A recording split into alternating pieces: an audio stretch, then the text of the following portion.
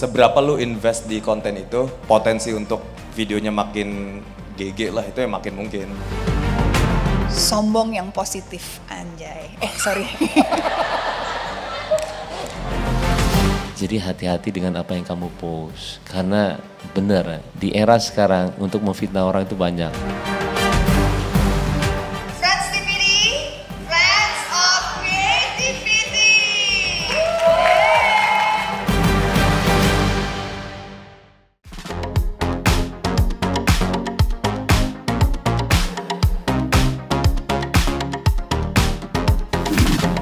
Breathe in, breathe out. Soon enough it will be conquered somehow. Oh, when I'm done, I would never think I'd be until now. But if I wait too long, I will be waiting. I bet the second chance will not be dating. I wanna hide away, but it be fading. I know the second. Hari ini kolaborasi pertama kita antara Tias Academy dan juga Sekolah Sukses dari Daniel Mananta Network. Jadi kita selama ini kalau lagi ngobrol-ngobrol suka menyatukan visi ya. Apa sih yang pengen kita bisa lakuin bersama, dan kebetulan kita pengen banget membawa program digitalnya Sekolah Sukses langsung dengan live audience. Jadilah kita memakai umbrella Tias Academy. Hari ini mungkin kombinasi yang cukup menarik ya, karena saling melengkapi ceritanya dari berbagai sisi. Ada Iben dari mungkin entrepreneur, dan juga ada background hukum, ada Luna dari seorang performer dan juga entrepreneur, ada juga Baim. Jadi kayaknya banyak sekali cerita-cerita mereka dan perjuangan yang berbeda-beda. Jadi ini merupakan suatu kombinasi yang bisa kita sama-sama belajar di dalam satu event. I've been trying to bend loose since I barely was walking. I've been trying harder all my life, cause I need to be perfect. If I could just... What's up? Yes, gue Daniel Mananta dan kita baru aja kelar untuk Sekolah Sukses live on stage. Gila, gue interview langsung 3 mentor kita untuk Sekolah Sukses. Tadi sama Iben Ma, Luna Maya, dan Baim Wang. Cause as long as you're here with me, I will live in love and wild. You know what? Ini gue sebenarnya egois sih. Gue ngadain acara ini sama dan gue harus ngajak TS Media, TS Academy gitu ya. Karena gue sebenarnya pengen belajar banget dari orang-orang hebat ini. Dari Iben, dari Luna, dari Baim. Dan hari ini mereka sama sekali tidak mengecewakan. Karena setiap mentor kita itu punya value tersendiri yang kayaknya resonate banget sama gue. Itu menjadi pengingat gue banget gitu ya. Dari Iben misalnya. Kayak dia benar-benar, kalau kita kan berharap-harap cemas gitu ya, kita bikin konten habis itu berharap bakal viral. Tapi dia itu ngedesain semuanya sedemikian rupa. Ya, tapi kan ada peribahasa there is nothing new under the sun kan. Oke. Cuma kalau di konten ini kadang nih bisa dicari celah.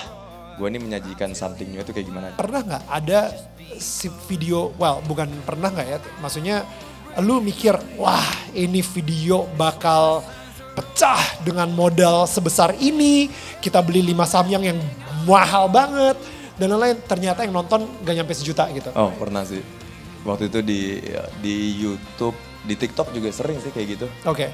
Dan ya mungkin setelah direkap ya, kayak bisa dibilang sih duitnya itu tuh bukan hal yang bikin orang paling nonton. Oke. Tapi lebih ke kayak istilahnya seberapa lu invest di konten itu, potensi untuk videonya makin GG lah itu yang makin mungkin. Tapi itu bukan jadi faktor utamanya. Jadi maksudnya ketika kita ngebagiin duit 100 juta sama 1 miliar, bukan artinya 1 miliar ini bakal lebih viral gitu. Bener, karena orang pasti akan tetap balik fokusnya ke entertainmentnya, how you deliver itu. Karena istilahnya sekarang ya bisa dibilang kayak contoh misalkan bikin konten ngasih mobil gitu ya. Ya bank-bank gede juga udah tiap hari kali ngasih mobil di undian gitu-gitu. Ya. Tapi gimana kita ngedeliver ngasih mobilnya itu dengan entertaining dan unik, itu yang bikin orang jadi nonton. Halo, gue dengan Iben. Seru banget dan sangat-sangat insightful, apalagi pertanyaan dari Mas Daniel sangat-sangat tajam dan Mungkin pertanyaannya bagus karena sesuai dengan target yang nonton, yaitu tadi kebanyakan mahasiswa. Jadi harusnya ya kalau mahasiswa tadi beneran dengerin dan mau, bisa langsung diaplikasikan setelah pembicaranya langsung.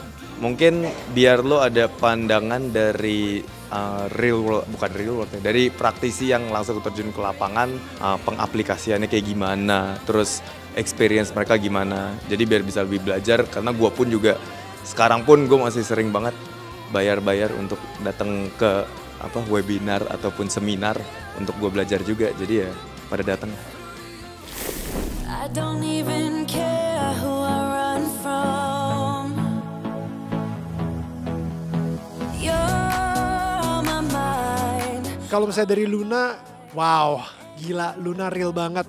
Dia ngomongin soal bagaimana menghadapi kegagalan-kegagalan yang pernah dia hadapin dan bagaimana cara dia selalu mempunyai disiplin supaya sampai hari ini dia seorang Luna Maya yang kita kenal. What is the principle of your life that builds who you are? Bahasa ininya ya, sombong yang positif, anjay.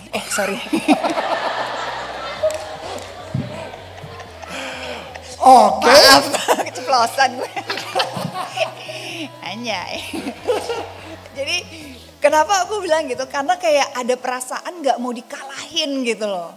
Kayak dia bisa gitu. Kadang-kadang sebenarnya ada bagusnya. Ya udah dia bisa, ya udah bagus juga bisa. Belum tentu gue harus bisa. Tapi awal-awal gue membuka diri gue di jalur pekerjaan gue sekarang itu adalah gue tuh punya goal dan keinginan yang gede banget, tapi memang secara knowledge gue nggak tahu caranya gimana gitu. Gue belum nyampe ilmunya dan nggak apa-apa, tapi memang harus dijalanin dan gue coba aja gitu. Pada saat gue pengen, let's say gue pengen bisnis, gue pengen main film, gue pengen apapun yang gue pengenin waktu kecil, gue kan nggak tahu caranya. Yeah.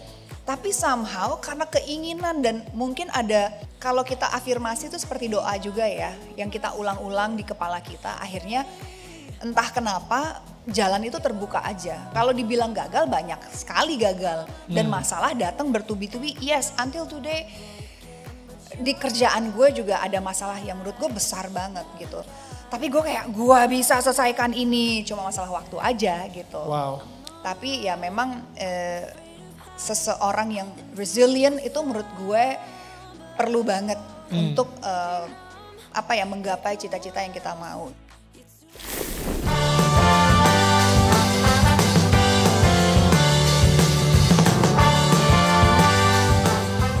Jangan gampang nyerah ya, karena sekarang kan banyak data atau studi yang mengatakan bahwa anak Gen Z ini sangat-sangat fragile. Kalian harus buktikan itu salah, jadi harus tangguh. Want to make it hurt. Heart and soul. Dan dari Baim Wong, gokil, pertanggungjawaban dia itu kepada Tuhan. Jadi apapun yang netizen bilang, apapun yang orang bilang tentang dia, yang penting dia tahu apa yang Tuhan bilang tentang dia gitu. Jadi kayak gue mind blown banget sih. Baim, bagaimana kamu mempertanggungjawabkan follower kamu? Wow. Hah? Kita pertanyaan itu kan agak-agak takut ya jawabnya. Wow. Aku jawab apa ya? Ya. Saya nggak jawab waktu itu, akhirnya dijawab iya. Satu kali kamu post, misalkan kamu berjuta-juta, kalau yang sirik sama kamu akan postingan itu tapi dia nggak komen, kehitung. Oh. Jadi kalau misalkan itu ada berapa ratus ribu yang likes dan belum itu yang orang mikir ya, kok orangnya gini, itu kamu tahu semuanya. Jadi hati-hati dengan apa yang kamu post, karena benar di era sekarang untuk memfitnah orang itu banyak, tapi dosanya akan tambah banyak. Come a little closer. I wanna dance with you. Everything's moving slower.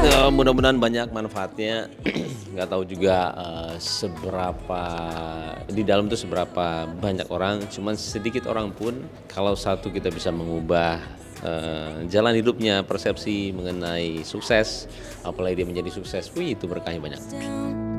It's what you're doing, making me feel like I'm falling.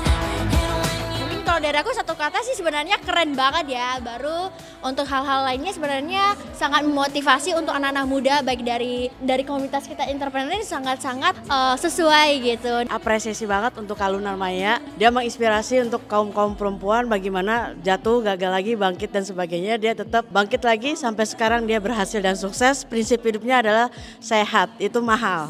Dari sosok Kak Luna, Kak Iben, Kak Daniel dan juga nanti Kak Baimong ya, itu sangat menginspirasi sekali karena mereka itu tidak hanya mau berbuat untuk diri sendiri, tapi juga mereka mau berbagi nih ke orang lain supaya yang sukses itu nggak mereka doang. Kita juga anak-anak muda bisa terinspirasi untuk mau sukses dan bangkit dari kegagalan.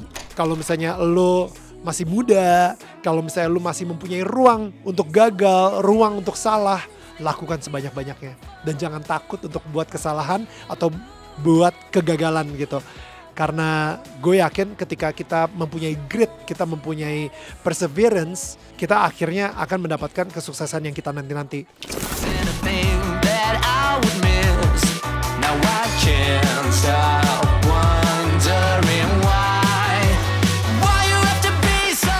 Of course harapannya berkembang, semakin banyak lagi kampus-kampus yang bisa kita datengin, semakin besar lagi, bisa menjadi acara yang ditunggu-tunggu pastinya. Mudah-mudahan TS Academy bisa dibawa nggak cuma di Jakarta, tapi di kota-kota lain. Jadi tungguin aja, kita akan hadir di Bandung, Surabaya, Manado, dan mudah-mudahan kota-kota lain di Indonesia.